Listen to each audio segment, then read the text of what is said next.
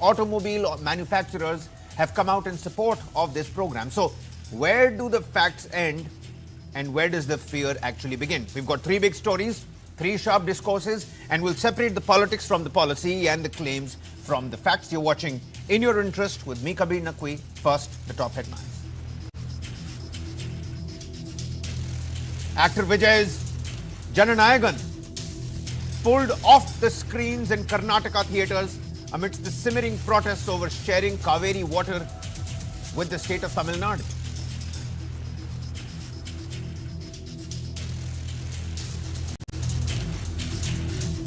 Former Aam Aadmi Party councillor Tahir Hussain sentenced to life imprisonment for IB officer Ankit Sharma's murder during the 2020 Delhi riots. 4 other convicts also get a life term.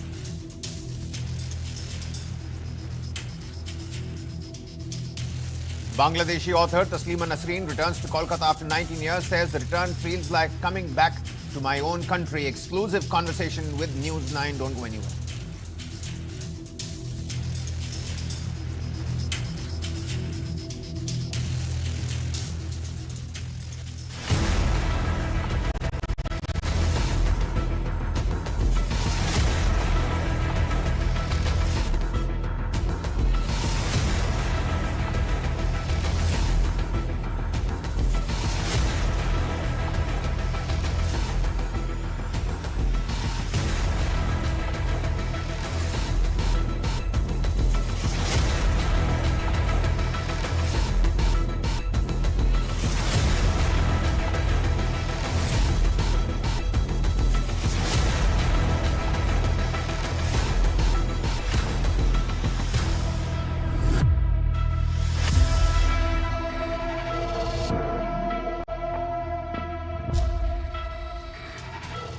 Well, first up, we turn our attention to a dispute that is far bigger than just a dam and a project. It's about water, it's about politics, it's about federalism and the future of one of India's fastest growing cities.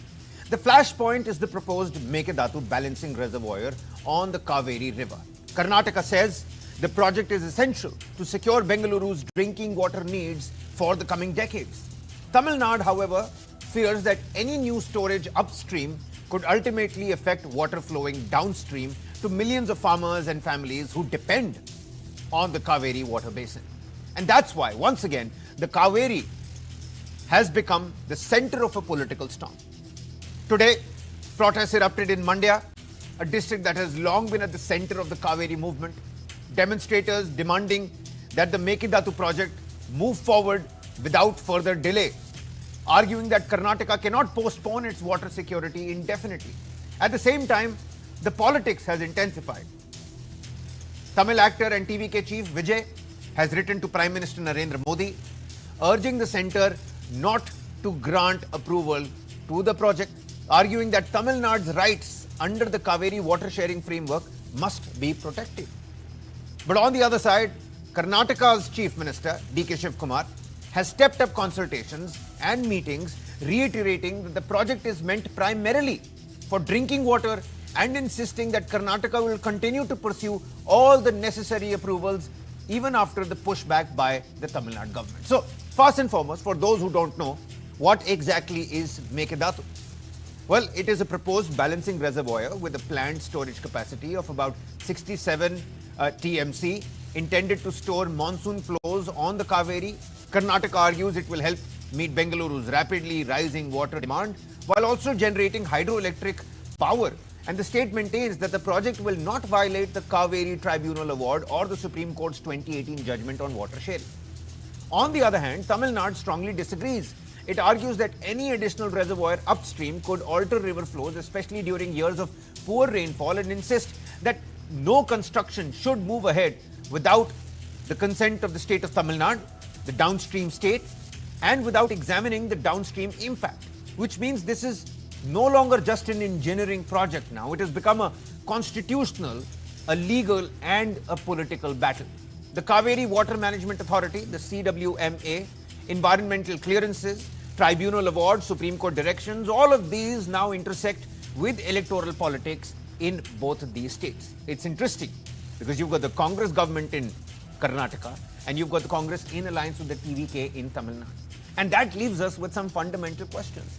Can Bengaluru's growing thirst be ignored over here? Can downstream rights be protected whilst allowing upstream development? Is there enough water for both Karnataka and Tamil Nadu? And after decades of litigation, can cooperation succeed where confrontation has repeatedly failed? We've got credible voices with us, but first and foremost, listen in to this reaction from the Karnataka Chief Minister, because Karnataka Chief Minister and Tamil Nadu Chief Minister were expected to meet on the 3rd of August, and it seems like even as the posters and the movies are being pulled down across Karnataka, we're talking about Jananayagan, that meeting has also been pushed back. This is the Karnataka Chief Minister first, and then I'll introduce my esteemed panelists to you. Now, I've been requesting the Honorable Chief Minister, we will meet at a cordial time. Let this court issues be over. We know that we respect the law of this country. We know the water position. We will try to inform them this local status, and we will have a meeting in a better cordial situation. I appeal to all the organizations, let us not have any band. Let us be peace. This is a peace-loving state. Let us protect everyone's lives. By joining us tonight are analysts who understand the law, the water policy and the river basin management to separate the politics from facts and explain what the Mekedatu project could really mean for Karnataka, for Tamil Nadu and for millions who depend on the Cauvery every single day for every single one of those drops. V. Subramanian, political analyst. Many thanks, Mr. Subramaniam, for taking on the time. Mr. K.S. Prasad, political analyst with us on the broadcast, and Sandeep Shastri, political analyst and Vice President, Hitha University, with us on the broadcast as well. Mr. Subramaniam, let's get the snowball rolling here. DK Shivakumar says we'll meet at a cordial time. What is going to be that cordial time? And why I'm asking that is because, you see, R. Ashoka and the BJP is protesting in Mandya. The farmers and the Kannada organizations are protesting across the state. The movie has, been pulled off the theatres. The posters are being torn. And you've got Congress in both of these states. So what more is going to be a cordial time? And what does this mean for Mekedatu Dam, the Cauvery tensions that we're seeing for centuries old? It's one river, you've got two states and an endless row that just doesn't seem, to go away. Okay, namaskar to everyone. See, this is the cordial time. Actually, D.K. Shivakumar, the Chief Minister of Karnataka, is coming openly and addressing the press. Unfortunately, our Tamil Nadu Chief Minister, Joseph Vijay, is not addressing the press. And not even is organizing the... He's writing to the Prime Minister instead. He's writing to the Prime Minister. See, first you'll have to talk to your neighbor. Okay. So you'll have to tell your issue. See, as of today, this morning, 31st July, okay, the Cauvery River across all the 4 dams, they got about 67 TMC water. Whereas the entire drinking water requirement for Karnataka, that is especially coming through Cauvery, is about 45 TMC. You can imagine 45 TMC for the entire year for drinking water, but today you got 67 TMC. So what is the problem in releasing 3,500 cusecs as ordered recently, a couple of days back? Okay, 3,500 cusecs only for 15 days, okay, which will give you only 4 TMC, which is nothing but 10% of our Tamil Nadu's August requirement. Tamil Nadu August requirement is somewhere between 40 to 45 TMC. So, Supreme Court has given the order saying that only 4 TMC you release, because that is essential for the Samba harvest season is going to come now. So, the agriculturalists are ready to put the crop there for their fundamental livelihood. So, the facts are there on the table. Why are we not putting the facts on the table and discuss across? I can understand because it's a political issue. Yeah. Everybody wants to know win over the game. And see, a lot of judgments have come, a lot of regulatory orders have come in the past for 15, 20 years. Yeah. Even Tamil Nadu, I was reluctant to say, but I have to say no other go. Why can't we move the contempt of court petition in Supreme Court? Because Supreme Court has given the order. Okay, this is the TMC. This is the number of TMCs you have to release at the Bellikundulu interstate point. 177 TMC you are supposed to release. Okay, of which August is 45 TMC. So why we are Is it really going to be hesitating contempt? Because I think DK Shivakumar, he's been a legal hurdle with all his legal experts as well, even though R. Ashoka and B.Y. Vijendra are saying that, you're so busy with your cabinet reshuffle that you can't even take out time to, assess the situation with your legal experts. But is it really going to be contempt? He has the ample amount of time. He can still put in a petition. He can still go after that 2018, verdict and order. See, the thing is, when the Supreme Court gives the direction, and the authorities appointed by Supreme Courts are giving the direction, if you and me are deviating from that order, will they not put the contempt of court on us? No, it will, sir. But I'm trying to understand, will it put the contempt, of court, on us if we're trying to safeguard the right of millions to drink water? There is, on the other hand, you have the right to drinking water. That's also, let me bring in Mr. Prasad here. Let me bring in Mr. Prasad. I'm putting the facts, right? I'm putting the facts. I'm saying 45 TMCs over the 12 months. Whereas today you've got the storage capacity of 67 TMC. Go and assess it. There are technical departments are there, technical people are there, authorities are there. Put the fact as a third-party arbitrator, get onto the field. Okay. They can provide the facts before the Karnataka and Tamil Nadu people. Okay. Mr. Prasad, what's your take on this? Love thy neighbor like you love yourself. Mr. Subramaniam here saying that, you're not even consulting your neighbor first and you're going and talking to the Prime Minister. But if one had to weigh both the sides on scales of logic, on scales of, whose case really appears stronger? Is it Karnataka and its demand for Bengaluru's drinking water, or is it Tamil Nadu's concern for the downstream rights? I mean, which side do you tilt on here? Good evening, sir. Good evening to the viewers and good evening to the co-panelists. Okay, I cannot tilt on basing on a state. It is the nation's right. What you said, drinking water is a right. If I want to drink water, it doesn't mean that I can rush to any shop and I can steal a bottle of water and I can drink. Then definitely it comes in a different way. As the gentleman, our professors have said very clearly, said it is nothing but a crime. Because as far as the requirement is concerned, court direction is very clear and evident. 4 TMCs for the sake of agriculture sector or whatever you name it as. End of the day, the total capacity of the reservoir. These are all burning issues and is been continuously happening as far as decades together and as far as the formation of 2 states are concerned, as far as Cauvery is concerned. Yeah. In the same scenario, if you really look into it, fortunate or unfortunate, both states hold some sort of power by Congress. The same dialogue, Yes, if they can open across Sonia Gandhi, and if they can resolve after that, Prime Minister may come into the picture or somebody else may come into the picture and these 2 state chief ministers can sit together. And before all that, what about apex body? What the hell they are doing? As far as river board is concerned for Cauvery, it is their duty to honor the requirements of both states as per the norms, which is not today. And as per Shivakumar, as per Vijay, according to their whims and fancies, it cannot be decided. Cauvery Tribunal is very clear and categorically as far as the water share is concerned for Tamil Nadu and Karnataka, which is evident. If some sort of deviations are taking place, that's why the respective state government has gone to the Supreme Court and they can take a order of 4 TMCs. If somebody wants to violate and they want to construct a bridge or a dam, whatever you name it as, end of the day, national safety authorities and national river boards needs to come into the picture and they need to resolve it. It is not the question of state problems, which is being resolved by years together by respect to river boards and apex bodies. All of a sudden, according to somebody's whims and fancies, I want to construct a dam because entire Karnataka is suffering with water problem. What do you mean by that? If somebody is suffering with a water problem, you have no right to steal the water. This is what one should understand.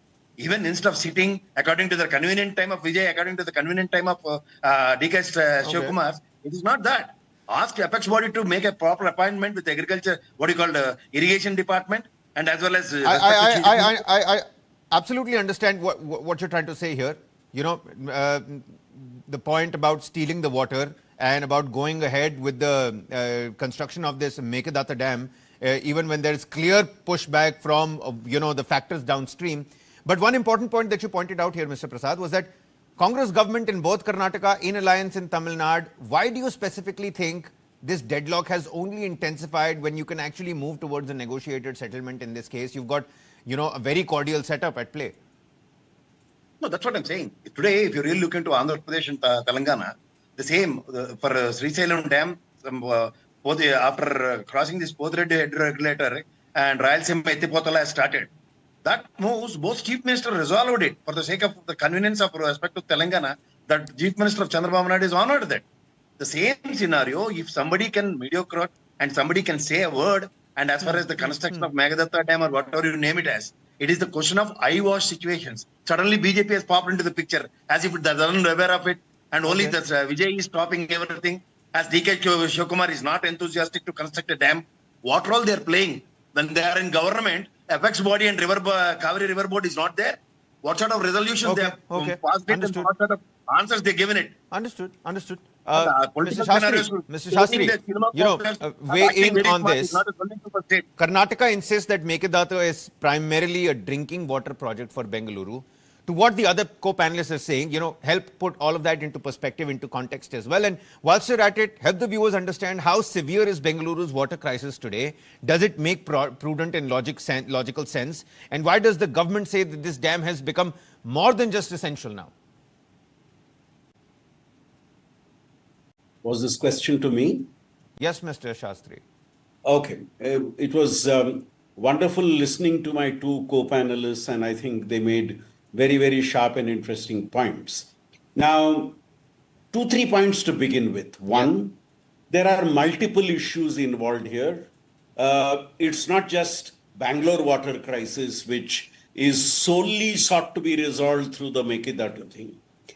Let's remember that whenever we have had a good monsoon, there has not been a challenge in the water sharing between Karnataka and Tamil Nadu and the other states. The challenges have always come up in a year where there has been a reduced rainfall, and this year is one such year, where the flow of water is reduced because of the rainfall being deficit. And it's in such years the challenge has come. Let's also remember in previous years, whenever there was a deficit, Karnataka has always honored the tribunal's directions. Whatever may be the emotions that have gone with this issue, Karnataka has never defaulted on what needs to be done. And whenever they felt that there was deficit rainfall, an appeal was made saying this year there needs to be another way of looking at it because of the rainfall. So even in past years, when there have been public protests and demonstration, because this is an emotive issue. If this was an issue which was left to water experts to handle, it could have been handled very well. But then this is not just about water. This is about political positioning. This is about political differences and trying to take the maximum advantage of a political difference. From both sides, so the opposition and the ruling dispensation. From both sides. The larger point I'm making is even when Karnataka had a challenge of protests across the state has honored the decisions of the tribunal as and when required. Okay. Mr. Subramaniam, what do you make of that? You see, what Mr. Shastri here essentially is saying is that this is a year with a deficit amount of rainfall. And over the past couple of months, the Karnataka government is also saying that we've given more than what we were supposed to. So, the overall share, if you look at the numbers and you assess the numbers, we're already there in terms of what we are supposed to give out. For the next 15 days, 3,500 cusecs, Tamil Nadu farmers are saying, look, we need water, come down and look at our situation. And you've got Bengaluru's drinking water, you've got farmers in Mandya who are saying, come here and look at the river basin for yourselves. So, who's really right here and who's really wrong? No, I don't deny the fact that Karnataka has given the water whenever the rainfall was very high. Like in the last couple of years, they have given about 300 TMCs. 2 years back, I think in 23-24, it was only 85 TMC as against the 177 TMC. We know that there is a natural force behind it. If there is a drought situation is there, so we cannot get the water. That is for sure. But what we are pleading is, when there is a distress, when there is a drought situation like this, what is the water sharing ratio? It has to be in proportionate with what they are getting it from the dam, right? So if they are getting about, let's say, 40-50% of that total rainfall for a year or for the month, So let's have an agreement with the, the tribunal or regulatory commission. The 40% share will be given to Karnataka, 40% to Tamil Nadu and Kerala and Puducherry, right? So that is what I think that is the water sharing during the distress period is yet to be addressed by the Supreme Court and yet to be addressed by the apex bodies. So only thing is the 3,500 cusecs has been awarded recently for a couple of days back based on the facts what Tamil Nadu represented, what Karnataka also represented. Definitely Karnataka would have represented what is the water level in the 4 dams, what is the inflow and what is the outflow. Tamil Nadu also would have given what are the irrigation plan, how much water is required. Based on that only Supreme Court has given the order 3,500 cusecs for the next 15 days. Okay. So we'll have to judge based on that. 3,500 cusecs, it's only 4 TMC. Okay, that is only for 15 days. So we need to start the agricultural activities. If I start the agricultural activity only, next 3-4 months, we can get a good harvest. Otherwise, now everybody is the farmers, you know that Tamil Nadu is dependent on about 40-50% of the people are having a farming income. I understand. So people have to weigh both the things together and take a call accordingly. So essentially, time is of the essence here. Time is of the essence here. And both sides need to move, whether it's Karnataka moving the court, whether it's Karnataka honoring the court's order, whether this next 15 days water is given out or not.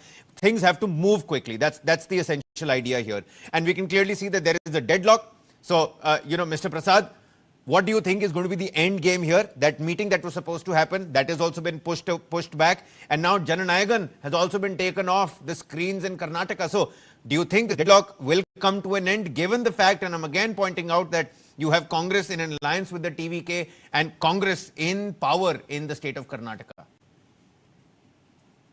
Sir, it is very clear as far as sitting up 2 chief ministers in one dais and expressing their own difficulties as far as state prospects are concerned. Outcome will never come because apex body and Cauvery river body is very clear and categorically given their statements to the respective court. Basing on that only, the 3,500 TMCs have been allocated to Tamil Nadu. Today, all of a sudden, the southern states are really suffering with the drought. So in this critical situation, somebody wants to do agriculture, somebody wants to take a cup of water for drinking sake. These excuses can, to an extent, can be.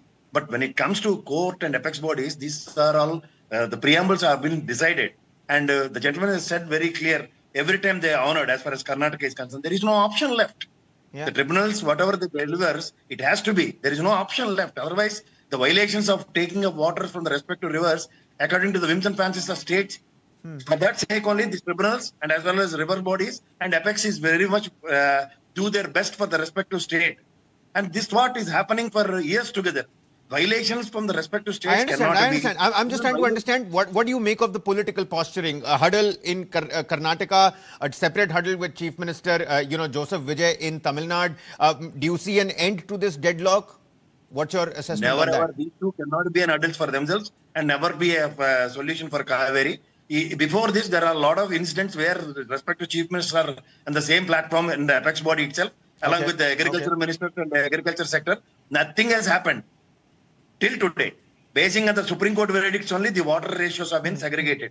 Today, DKS Shivakumar and Mr. Vijay takes their decisions according to the state perspective, cannot be entertained in respect to courts and apex bodies. Okay. You know what, Mr. Shastri, I'm going to give you the final say This is on all this political segment. game and just give it.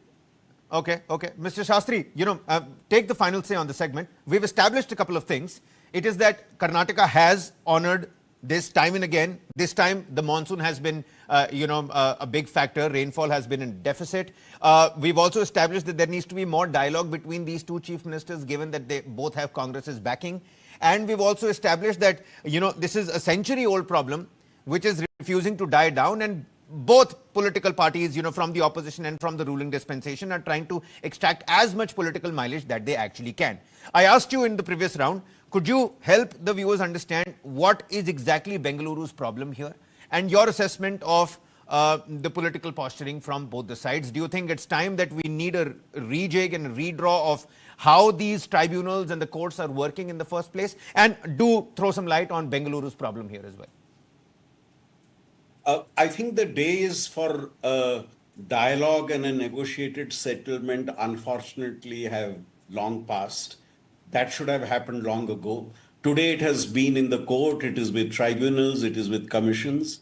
And as was mentioned, it is there that hopefully on the basis of the facts that decisions will be taken and decisions are honored. It was mentioned that Karnataka has no option but to honor the award of the tribunals.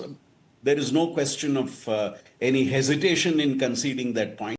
But the wider point I'm making is, in the past also, in spite of the emotions being very strong on the ground about the release of water in distress situations, governments in Karnataka have taken it forward. So I'm making that point, that we have had governments in Karnataka which recognize the emotions being felt on the ground, but yet have honored the award which the tribunals have put forward.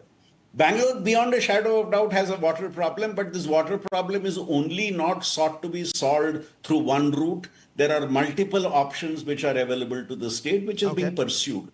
So I think we need to separate the emotions which are involved with this, which will undoubtedly emerge in both the states. And those emotions are strong and represent local reality. On the other hand, you have governments in both the states. We have governments in Karnataka which have honored over the last several years, especially in distress years, the formula. So I think that balancing act is something that Karnataka has done quite admirably, I would say. And I'd see no reason why the current chief minister, given his political skills and his negotiating capacities and his capacity to take everybody along, will not do it this time also. There you have it. I think we've got voices from both the sides. We've addressed what Tamil Nadu wants, we've addressed what Karnataka wants, and we've also addressed the big questions and what needs to be done over here. Sadly, like Mr. Shastri pointed out, the time for dialogue and negotiations has gone away, but the chief ministers will definitely still give it a shot. You know, I'm reminded of that poem by Alfred Lord Tennyson about how men may come and men may go, but I go on forever. And the Cauvery, the same way, has flowed for centuries. The challenge before the policymakers and the politicians alike is ensuring that it continues to sustain both Karnataka and Tamil Nadu. Can there be a win-win? Let's hope that this meeting happens soon enough and we come to an end result over here soon enough, without, of course, all of this becoming a permanent source of political conflict and political mileage. We'll keep tracking every development here. Many thanks for taking out the time, Mr. Shastri, Mr. Subramaniam, and Mr. Prasad. Many thanks for taking out the time and speaking to us here on News 9. All right then, a quick commercial breather here. On the other side, we've got very credible voices. We've got football pundits, we've got content creators, and we'll decode what this FIFA versus UEFA is turning to be. Because if UEFA boycotts a World Cup, can we even call that a World Cup? We'll decode that right on the other side. Don't go anywhere.